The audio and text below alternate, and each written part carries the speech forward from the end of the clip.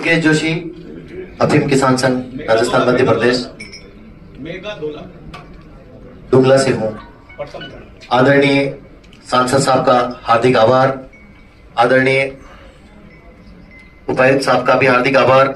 और जब हमारे सांसद साहब किसान हितैषी तथा सर्व लोकप्रिय सांसद साहब जब हमारी सभा में बैठे हो, उस समय किसानों की बात रखना और बुंदेल साहब जैसे और बड़े बड़े अधिकारी जब बैठे हो, उस समय किसानों की समस्या का हल होना वाकई आवश्यक हो जाता है।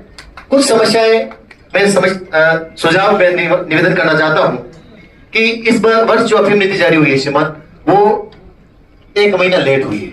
लेट होने की वजह से जो उपज हुई, उपज में जो मार्जिन की मात्रा बैठनी थी, वो मार्जिन की मात्रा नहीं बैठ पाई है।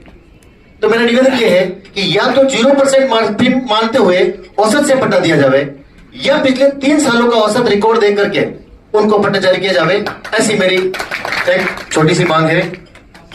उसके साथ में मार्जिन जो परीक्षण किया जाता है, वो मार्जिन परीक्षण शायद मैं ज्यादा नहीं बोलूं, लेकिन आप सभी अधिकारी के भी ध्यान में है।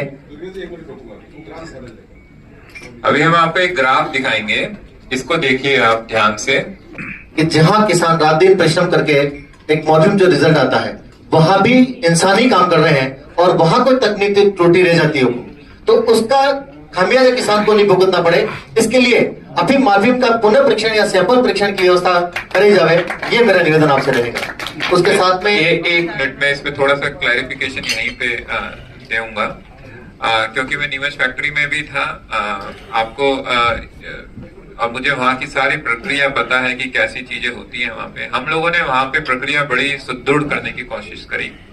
अब आपको बताएं, जब किसान का प्रशिक्षण होता है, जब उसका एग्जामिनेशन होता है उसकी ओपीएम का, जब ये सारे जो केमिस्ट जो रहते हैं, जो उसको टेस्ट करते हैं, उनको पूर्ण रूप से ये बताया जाता है उनको कि जहां भी हमें बाउंड्री वाले केसेस हैं, जहां पे भी जो लगता है कि उनका जो है मॉर्फिन जो है कम है या ऐसा है, तो उनको पहले से ही ये निर्देशित किया जाता है कि ऐसे केसेस में हर समय जो है आप दोबारा टेस्ट करके देखिए।